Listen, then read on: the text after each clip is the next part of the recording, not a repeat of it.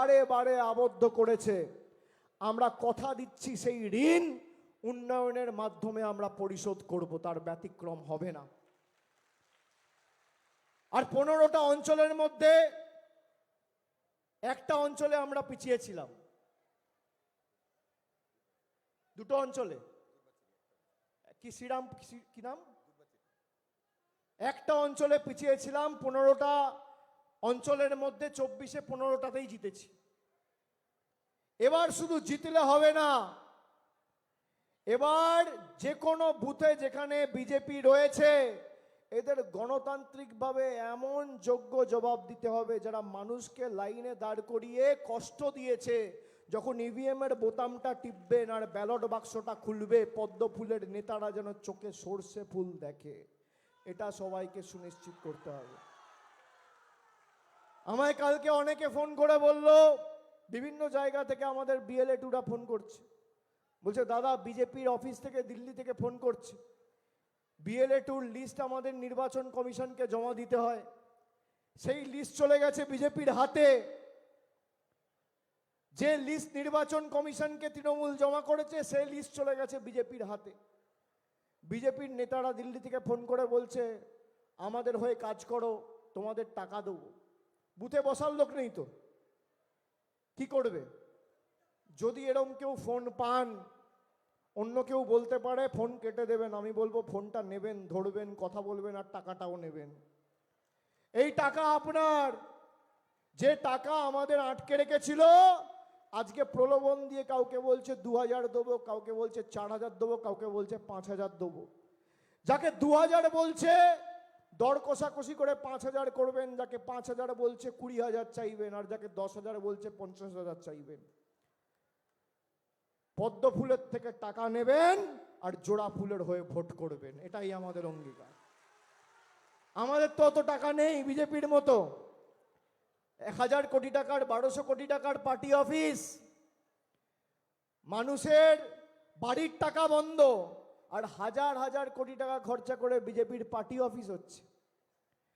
8000 কোটি টাকা খরচা করে প্রধানমন্ত্রীর জন্য বিমান কেনা হচ্ছে, 10 লক্ষ টাকার স্যুট, 12 কোটি টাকার গাড়ি, আর মানুষকে লাইনে দাঁড়িয়ে গ্যাস কিনতে হচ্ছে 400 টাকার গ্যাস 1000 টাকা,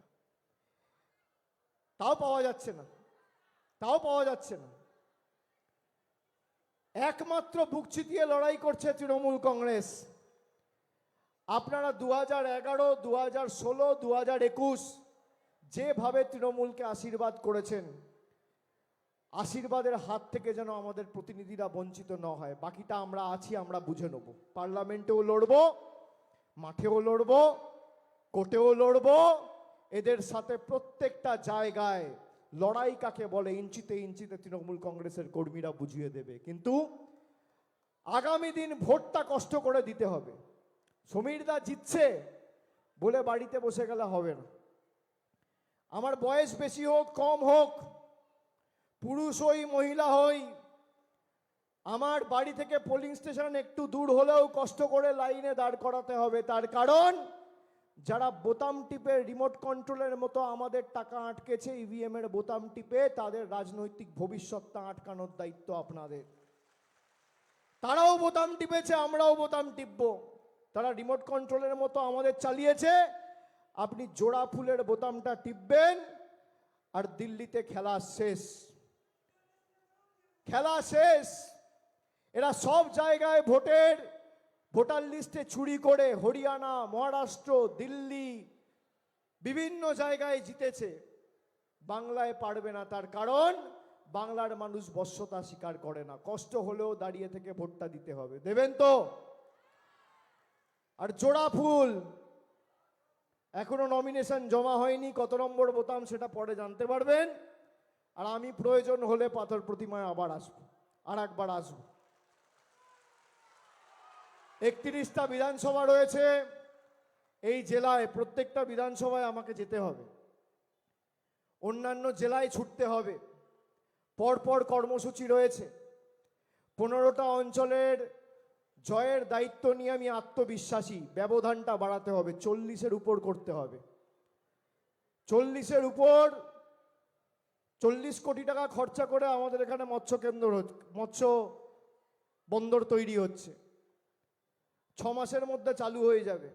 যেটা আমি একটু আগে বললাম, 10 পয়সার অবদান নেই কেন্দ্র সরকারের, 40,000-এর বেশি ব্যবধান করতে হবে। যেখানে যা লাগবে, বাস রুট থেকে, বাস টার্মিনাস থেকে, ডাক্তার থেকে, আমি আছি তো, যেভাবে আমি আমার লোকসভাকে দেখি, আপনারাও আমার পরিবারের বৃহত্তর অংশ। আমি বারবার বলে গেছি যে আমার জন্মভূমি দক্ষিণ কলকাতায় হতে পারে, আমার কর্মভূমি দক্ষিণ 24 পরগনা। এবং আপনারা কোনো দিন তৃণমূল কংগ্রেসের কর্মীদের খালি হাতে ফেরাননি। বিজেপির লোকেরা যখন আসবে খালি বলবেন রিপোর্ট কার্ডটা দাও বাবা। তৃণমূল তো রিপোর্ট কার্ড দিয়েছে, কত বাড়ি হয়েছে, কত রাস্তা হয়েছে, তোমাদের রিপোর্ট কার্ডটা দাও, রিপোর্ট কার্ডটা দাও ভাই। করতে পারলে করো, লড়তে পারলে লড়ো, আর ধরতে পারলে ধরো, নইলে বাড়িতে বসে ঘুমিয়ে পড়ো, বাড়িতে গিয়ে ঘুমিয়ে পড়ো। আর আগামী দিন জোড়া ফুলের জয়, চতুর্থবার মমতা বন্দ্যোপাধ্যায়কে মুখ্যমন্ত্রী করা আমাদের লক্ষ্য নয়। যারা 5 বছর ধরে মানুষকে নিপীড়িত, অত্যাচারিত, শোষিত করে রেখেছে, একটা প্রতিনিধি যেন দক্ষিণ 24 পরগনার মাটিতে মাথা তুলে না দাঁড়াতে পারে। এটা কেউটে সাপ, পদ্ম ফুলে দিলে ছাপ, ঘরে ঢুকবে কেউটে সাপ। কেউটে সাপ, বাগানে একটা কেউটে ছাড়ুন আর 4টে কেউটে ছাড়ুন, একই ব্যাপার। একটাকে সুযোগ দেবেন না। আপনি দুধ খাওয়াবেন, আপনাকেই ছবল মারতে আসবে। যারা ভোটে জিতিয়েছিল ওই নদিয়া বনগাঁর দিকে, মতুয়া ভাইদের সব নাম কেটে দিয়েছে। দিল্লিতে দরবার করে বলেছে বাংলার মানুষের টাকা আটকে দাও। এদেরকে উচিত শিক্ষা দিতে হবে। বাকিটা আপনাদের সাথে আবার দেখা হবে। আমি সকলকে আর একবার ধন্যবাদ, কৃতজ্ঞতা, প্রণাম, অভিনন্দন জানিয়ে আজকে আমার বক্তব্য এখানেই শেষ করছি। সমীর দাকে আগামী দিন 29 তারিখ ঘাসের উপর জোড়া ফুল চিহ্নে ভোট দিয়ে বিপুল বিপুল ভোটে জয়যুক্ত করবেন, এই আশা রেখে আপনাদের সকলের কাছ থেকে আজ আমি বিদায় নিচ্ছি। ভালো থাকবেন, সুস্থ থাকবেন। জয় হিন্দ, বন্দে মাতরম, জয় বাংলা। আর যতই করো হামলা, জোরে বলুন, যতই করো হামলা, যতই করো হামলা, যতই করো হামলা, আবার জিতবে, আবার জিতবে, আবার জিতবে, আবার জিতবে, আবার জিতবে, আবার জিতবে, আবার জিতবে, আবার জিতবে, আবার জিতবে, আবার জিতবে, আবার জিতবে। জয় বাংলা, জয় বাংলা, জয় বাংলা, জয় বাংলা, জয় বাংলা, জয় বাংলা, জয় বাংলা।